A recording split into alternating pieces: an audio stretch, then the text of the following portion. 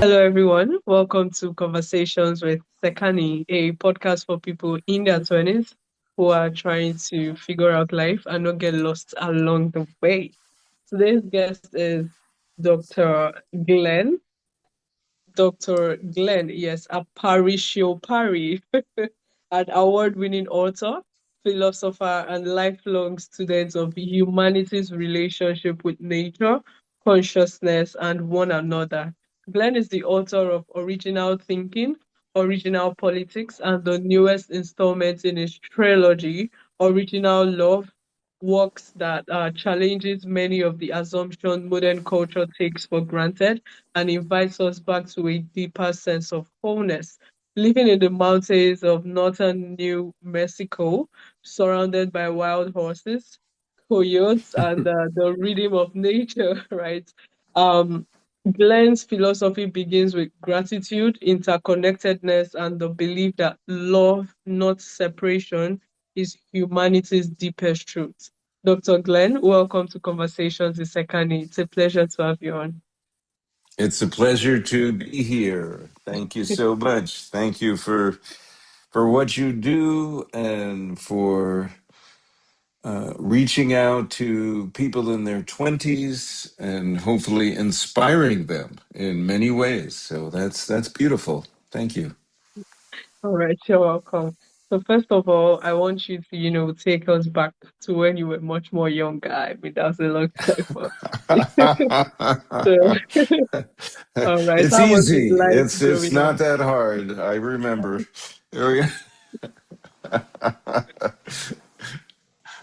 Yes, yes. So take us back to it. I'm young Right. What was it well, like? Right. uh, What was it like growing well. up?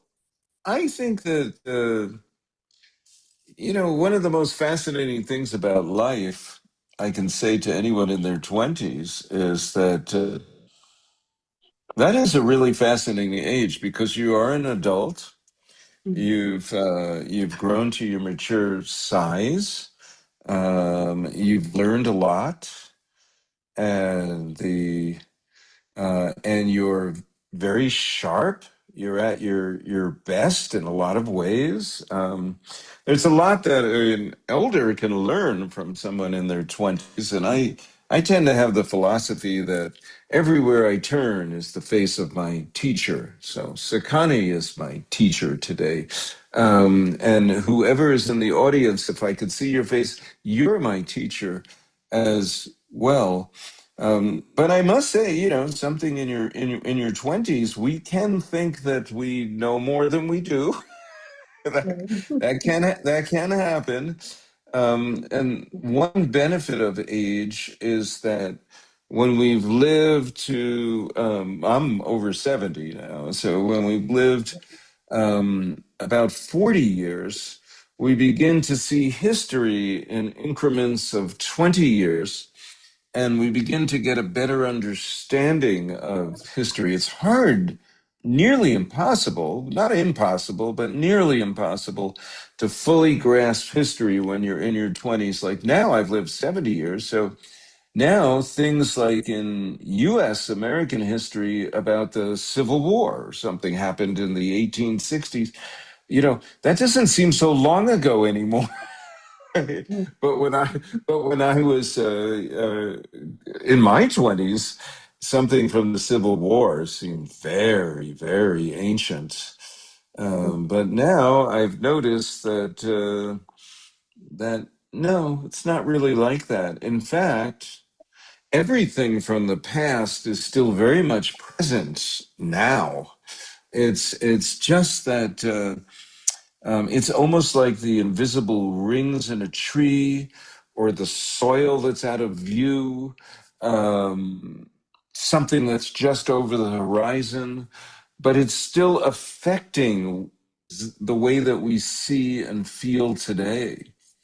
And that's why I've adopted the kind of view that that it was said by T.S. Eliot, I think. He said the past isn't dead. In fact, it isn't even past. So it's like, it's all here. It's all here. And even the future is really here also. So the future affects the way you view the present very much so. And some people are too fixated on the future, but the future is pulling us forward like a wind pulls sail. So you don't even notice it. It's imperceptible. You're always moving and gliding that way. And you need to notice it. You need to feel how the future is affecting your decisions. And that's how you can actually become aware of the past, present, and future as one. It's a trick. It's possible to do. Are you following me, Sekani? Yes, I am actually. Good, good. I bet you are. Thank you. Yes, I am. So yes, thank you, Dr. Glenn. And I think I said it earlier, right, that the sole purpose of conversations with Sekani is to bring in, people that we believe they have lived experience when it comes to life, basically, right? And they want to share, they want to share advice to we the younger generations. And one thing I've noticed about the younger generation is that m- most of us are disconnected, right, from nature. Basically, there's so much anxiety.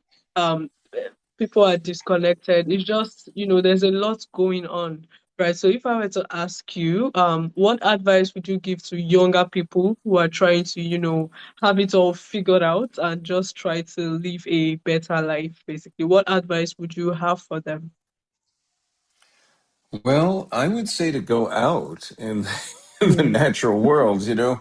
I mean, I don't know where am I reaching you? Where are you mm. based? Okay, Nigeria. I'm based in Nigeria. You're in Nigeria. Oh, my Yeah. father went to Nigeria many times. I have never been. But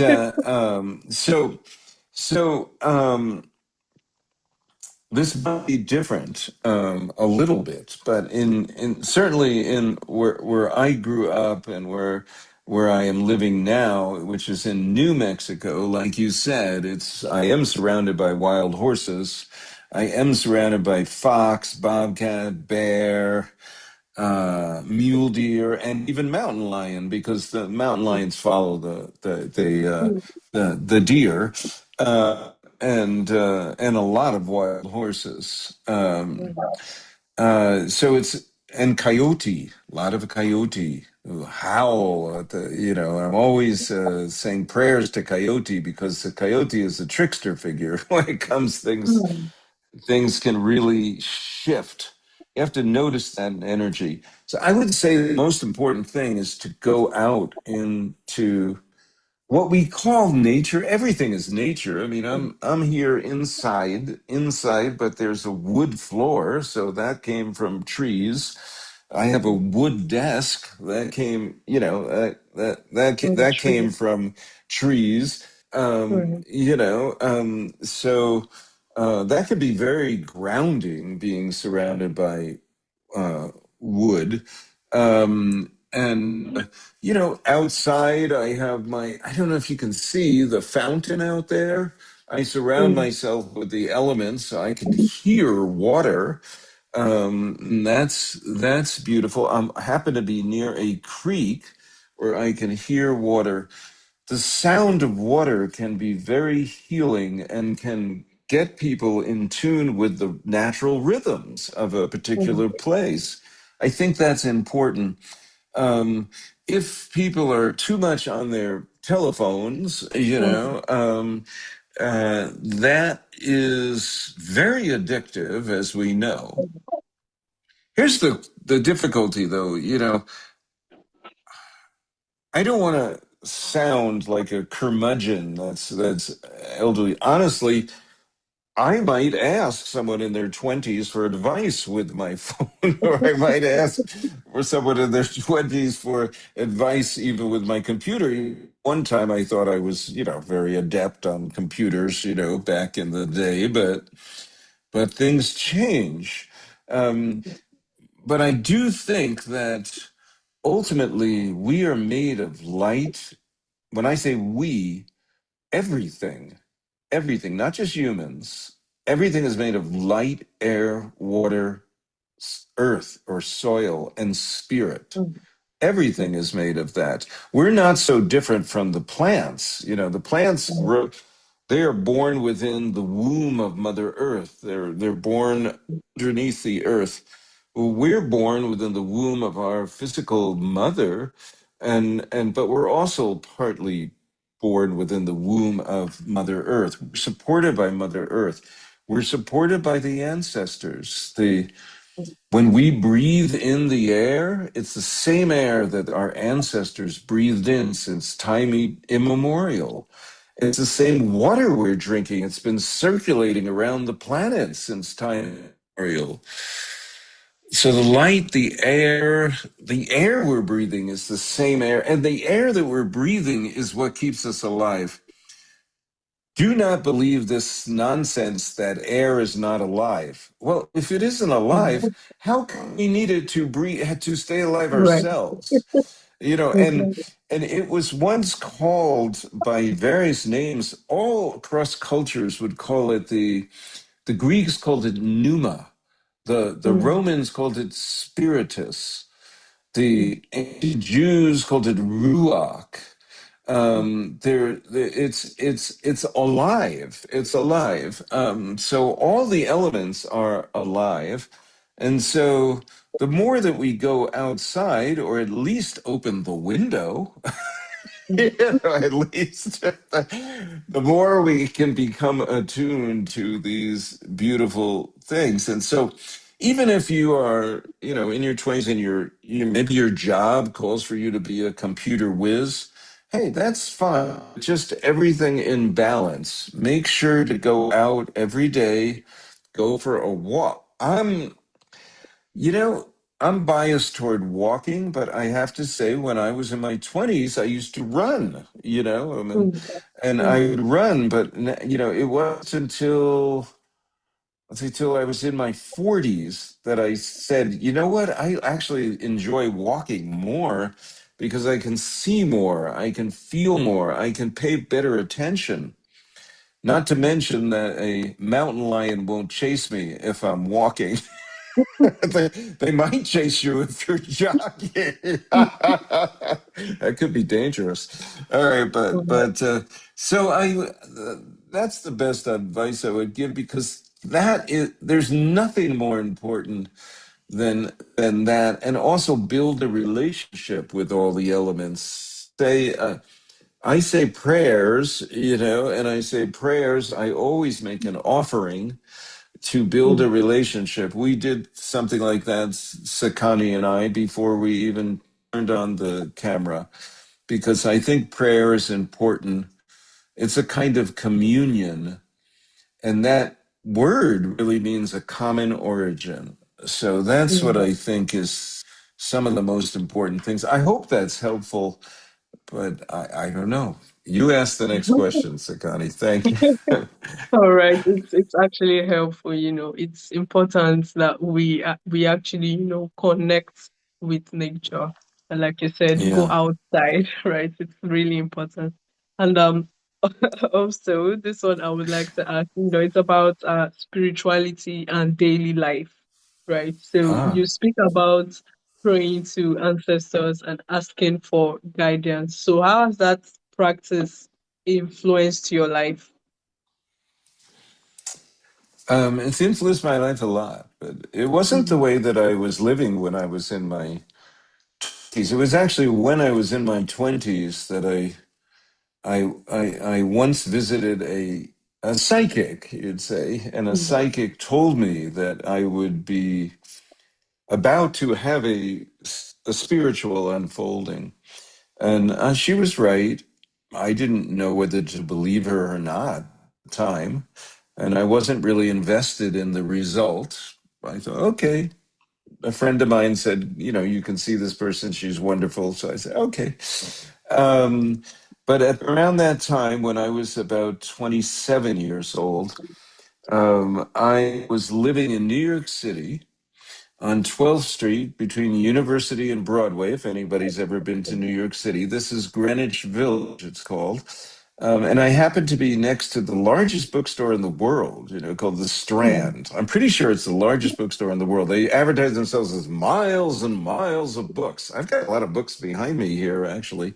But anyway, but nothing like the Strand. The Strand, it's all books, you mm, know. And and what happened was I was taking a course called I just took a course on for fun. I had gone through college. I wasn't in graduate school yet. And I took a course called Magic, Witchcraft, Alchemy, the Occult, and the Emergence of Modern Science. It was taught by a mm, woman, Tamara Green. And when I was taking that course and visiting the Strand bookstore, books would fall off the shelves and open to just the right pages. they would mm, just and they would just they were guiding me. It was some kind of force, some ancestors or some kind, I don't know, but was guiding me to pay attention to certain things that I had not paid attention to previously. And so I would say that, I don't know that we can control those things. They probably happen when the time is right. mm, But you could ask for it, I suppose. You could make a prayer. I didn't come to making prayers till much later in my life, till I had started an organization called the Seed Institute, and I convened dialogue circles between Native American scientists and Western scientists. I say Native American scientists because the word science just comes from the Latin scientia, mm, and it just means to know. That's all it means. But these days we think Western science is the ultimate science, which is really, it's not true. It's a way of knowing. It's a way of knowing. And so in any case, we had these beautiful dialogue circles, and it was being in the circle with Native American elders that led me to be invited to participate in ceremonies like sweat lodges, and also going to um, many ceremonies that would reset nature. There's something called the Sotazun ceremony, which is a Navajo word for resetting the nature. And I was blessed to be able to participate in those things, and that changed my life. So I now think of prayer very is a very integral part of life, very important. Um, but I can't I don't want to try to tell somebody that you need to do that, but there is something beautiful that can happen if you do that. And then it seems like the spiritual world, if you want to call it that, just more seamlessly connects with your physical reality, and things open up for you. Things seem mm, to present themselves, and it's rather magical, and that's very beautiful, because ultimately we are always in spirit. When we breathe, that's an inspiration, literally. And what does the word inspiration mean? It comes from spirit or spiritus. Inspiration is mm. spirit.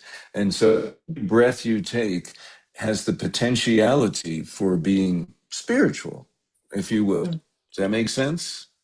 Yes, it does actually. Wow. Thank you. In spirit, I'm enjoying. inspiration. Sorry. Thank you. Thank you, Okay. Sekani.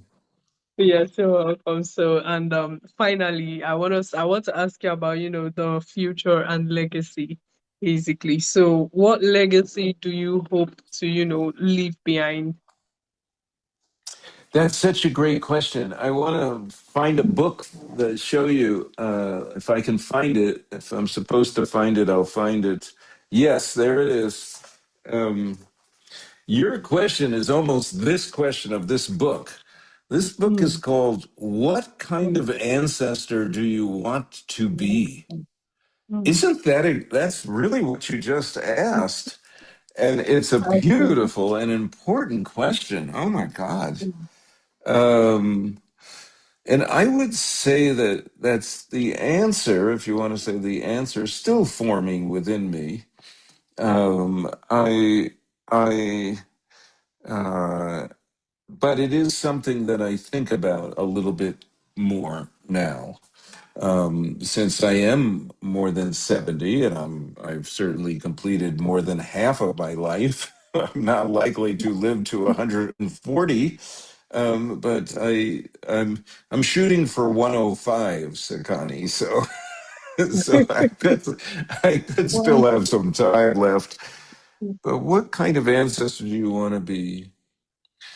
One that is seen as kind, loving, compassionate, caring, devoted to inspiring people to realize the miracle of life. It's a miracle we're alive. The mm. sun is 93 million miles away and giving off Oh, just the right amount of light, warmth, and energy. Isn't that amazing? You know, it is. the moon, I think about the moon a lot. You know, this book, Original Love, The Timeless Source of Wholeness, has the moon on the cover, and there's a reason for that. The moon affects us very strongly, affects all of us, not just women. It affects women in different kind of way, obviously. Um, and uh, and that's why when I was writing the book Original Love, I found out something very interesting about the moon and women. You know, the word ritual comes from an ancient Sanskrit word, ritu, which Mm. means menses. Can you Mm. believe it?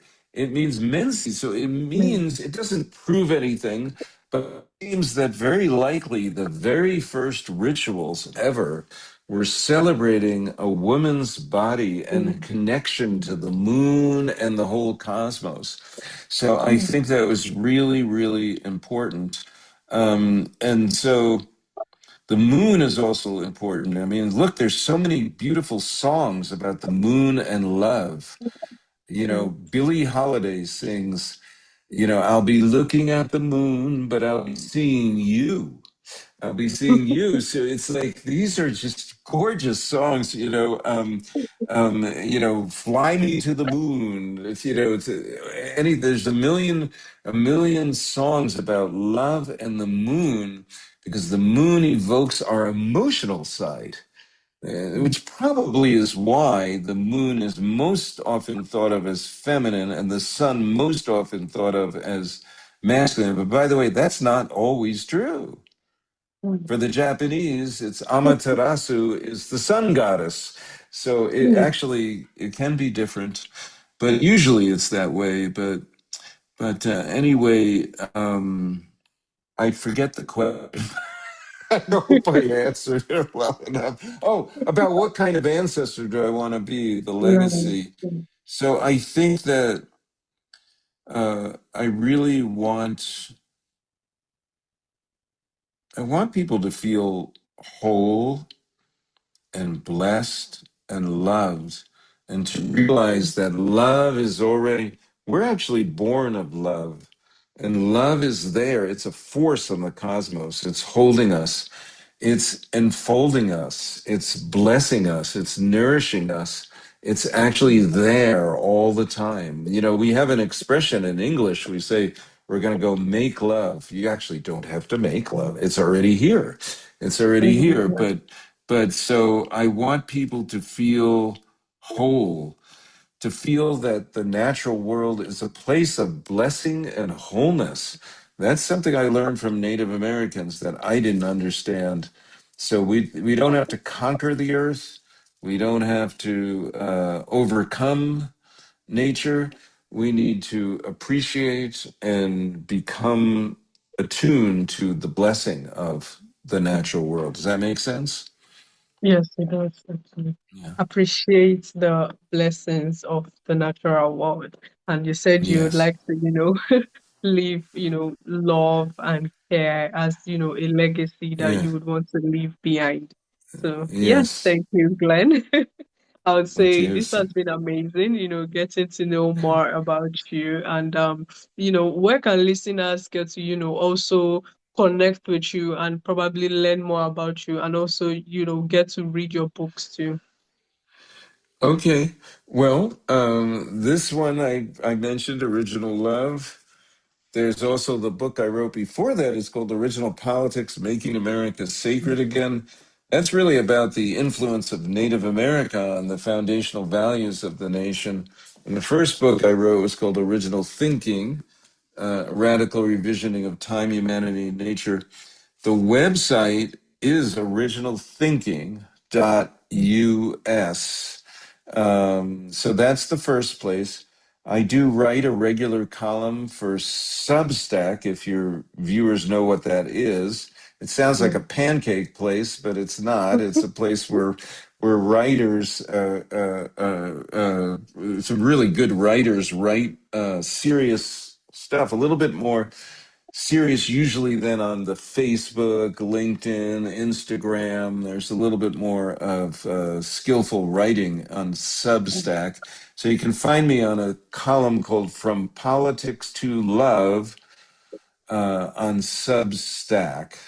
And then, yes, through any of the social media.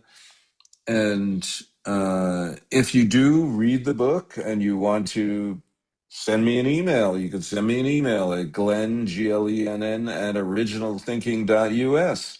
And I appreciate connecting with your audience. And if anything I've said inspires you in any way, I would love to hear about it. So thank you, Sekani, for what you do and for your beautiful soul. You have a beautiful presence. So I'm glad we did Mm. it by video. And it seems like the reception was fine. It Um, was, and surprisingly. yeah, yeah, yeah. So it's all good. It was meant to be, I think. So that's good. And, I hope that's helpful. Yes, it is actually. So yes, thank Thank you. you, Dr. Glenn. And this has been amazing, I would say. And like you said, I'm glad the network worked out fine. And yes, I believe my listeners, those who can, resonate with you, are going to reach out.